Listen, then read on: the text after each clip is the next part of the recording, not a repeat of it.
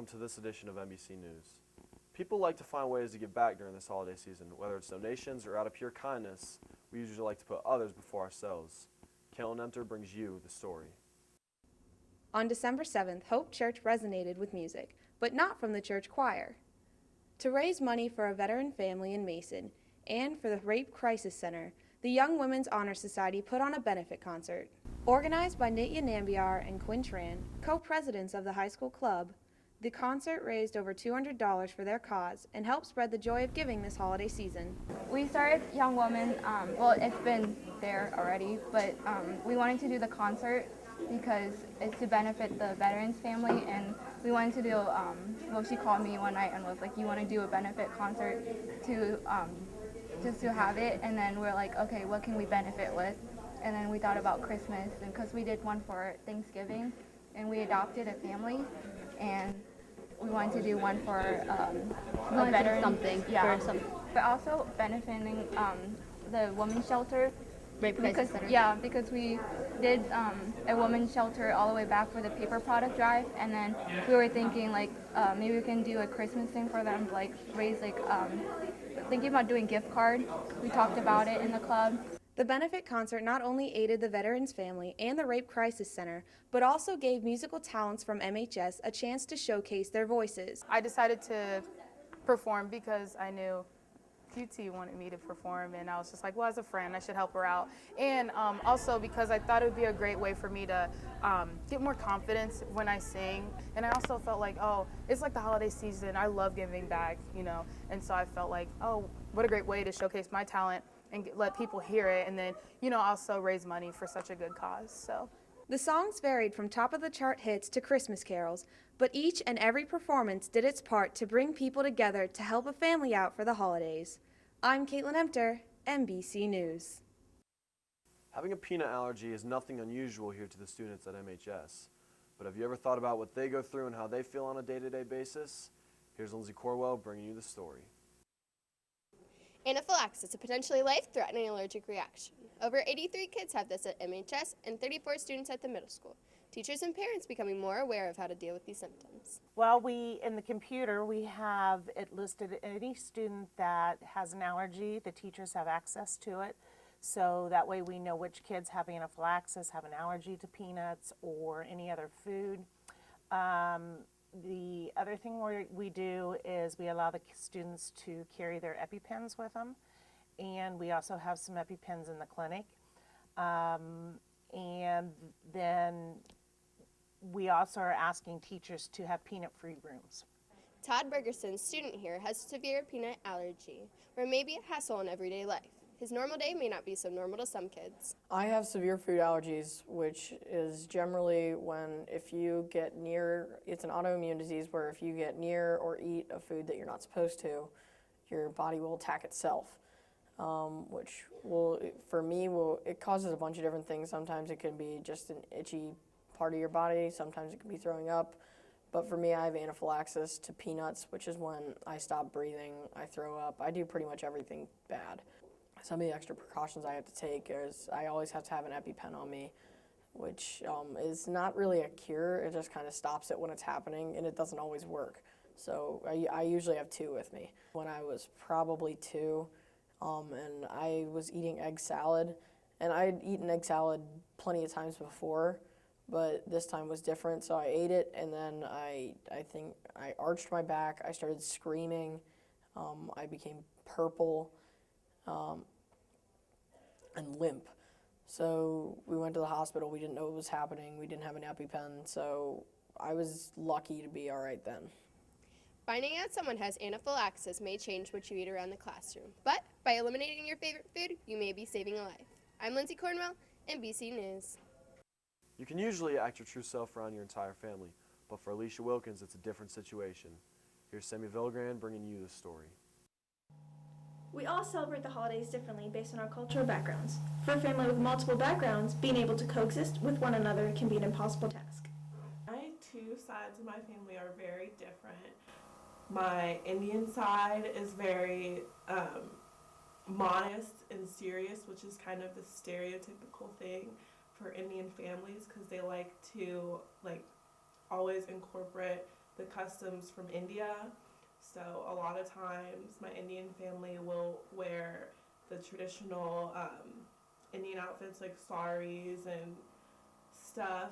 And then for my black side, it's usually very laid back and like carefree, if you will, and not stereotypically black, but it is very different to see how my black side is like, doesn't matter what I wear. Like, I could just wear shorts and a t-shirt when they come over, and my mom doesn't care, but when my Indian side's coming over, I have to look proper and modest and have my hair done.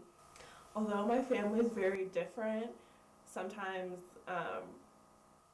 even though it's pretty rare, they do all come together for like my birthday or like my brother and sister's graduation, and it's kind of interesting to see like them interact and how in a way you can tell that they're different, but they're really not, which I think is very important, especially in our generation, to see that cultures can be intertwined. Whether you spend your holidays having a fiesta, eating exotic delicacies, or traveling to another country, simply bonding with the family is what every culture has in common. I'm Sammy Villagran, MBC News.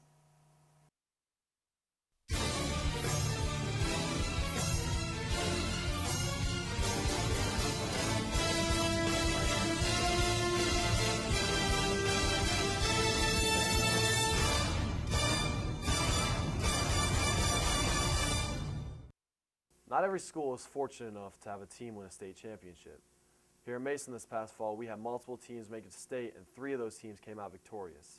Here's Kevin Carey with the story. With 130 high school divisions in the state of Ohio, having one school win 3 state championships among 836 other schools in the same season is something special. The odds of a school being able to accomplish this are only 0.04%. However, Mason proved to defy these odds, truly showing that our athletics are top-notch. Mason boys soccer team, girls water polo, and girls cross country all finished number 1 in the state this year. But as each coach explains, these wins aren't just about the glory, it's about the athletes and our school.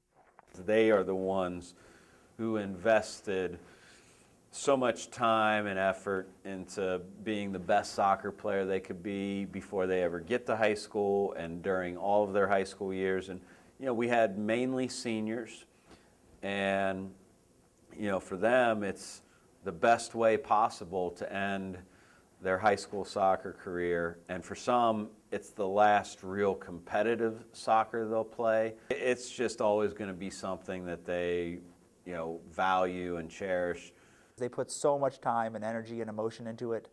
I think the school appreciates it, they value it, but I think unless you're in that role and you're putting in 40, 45, 50 miles a week, you're putting in the 10-mile runs on Monday, you're putting in the hard threshold runs, you're racing, you're fighting through injury. I think it's hard for anyone to know or to feel or to experience kind of that joy that goes with the culmination of all that hard work. I think it's more important to the athletes because they actually played in the game. It's the parents are here for them. I think it's great for the school, obviously, but I think the kids are going to remember it a lot more than I think the school will. I told them weeks out, months out, years out that they'll never forget this opportunity to win a state championship. They'll carry that for the rest of their lives. And I just told them that's just something that they just will never forget. They'll always remember that day. Whether it's the coaching staff, particular players, or even just luck, you can't deny the fact that defying odds as small as 1 in 837 is something that may only happen once in a lifetime. This proves to statewide athletes that not only can Mason defy these odds, but have a better chance for victory than you might think. I'm Kevin Carey, MBC Sports. Bodybuilding is a sport usually associated with guys. Although it's not uncommon to find girls in the gym, you usually don't see them training for that kind of lifestyle. Gabe Dubois has a story. When people hear the word bodybuilder, they normally think of big, muscular guys with weird accents and 3-word catchphrases. But one Mason student has broken this stereotype. Haley Ellis, a junior at MHS, started bodybuilding when she was only 13 and has been training every day since. Why am I a bodybuilder? I crave the pain. I want the soreness. That sounds very strange, but it's like I'll go to sleep at night and I'll be satisfied with what I did that day, and it makes me excited to want to wake up and do the same thing. Bodybuilding is a sport all about showing off your muscles. So on top of RT softball workouts, Haley does dynamic lifting that sculpt her body, all to prepare her for upcoming competitions that will test her ability to show off her strength. You'll tan up so that you can be seen in the lights because it shows your muscles and makes them pop out more. And basically you'll have a posing routine and you'll have music, but you have to pose and flex every muscle to the song. So you can like dance, you can wear tribal like outfits, you can wear costumes, but your muscles just have to be shown. Haley won't be able to officially compete until she turns 16 this summer. But even though right now she is only training, bodybuilding affects her every day of her life. I relate it to everything I do in my life. If I'm like struggling in a class, I just have the motivation and the discipline to know that I need to go get help and I need to be focused and work as hard as I can to pass the class. And for bodybuilding, it's just like develop my mind and I'm very disciplined in what I do. Haley's discipline and mental strength not only improved her grades, in a way, it saved her life. In 7th grade, I was anorexic for a while, but I would eat, I wouldn't throw up, but I would only have multi-grain Cheerios 2 to 3 times a day. But then I started to see Dana Lynn Bailey, which is my favorite bodybuilder, and I would try to be her because she's my role model. And I did work out when I was anorexic. I would run a lot, then I would just have multi-grain Cheerios and that would be it. But now it's like I go train and then I'll have real meals. So bodybuilding basically saved my life. That's why it is my life now. Right now, Haley is being looked at by Division I colleges to play softball, but bodybuilding is her passion. And with her first competition coming up sooner rather than later, the future looks bright for this young athlete. I'm Gabe Dubois, MBC Sports.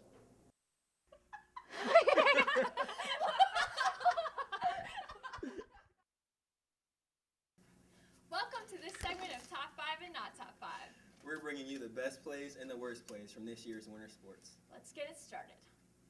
Starting us off, Jenna Gunn with a steal for women's basketball. Coming down court, and the jump stop, making 2 people miss. There you go, Jenna. Beast mode. Jensen Harris. And the Mason Black hole. Looks like he should be joining the dance team with those moves. Yeah, I'd say so. But look at Garrett Frank in the front row in all black.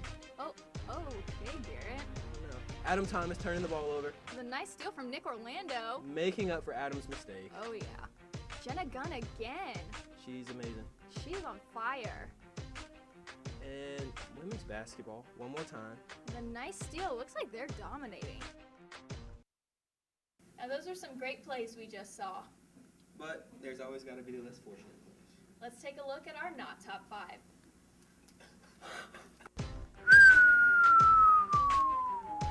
For the full court shot. Oh, wait a second. Where'd the ball go? I found it. Found it. Oh, it's up there. It's in the rafters. Nice try, though. Caitlin, that's you. Oh, my bad, Gabby. Due to the lack of athleticism, I'd have to say dancing's not a sport. Excuse me? Focus. Whatever. Women's basketball. Here we go. I think they're going to go for it. Stop. Is this basketball? Or is it volleyball? Holiday hoops. Avery. Stick to football, Avery.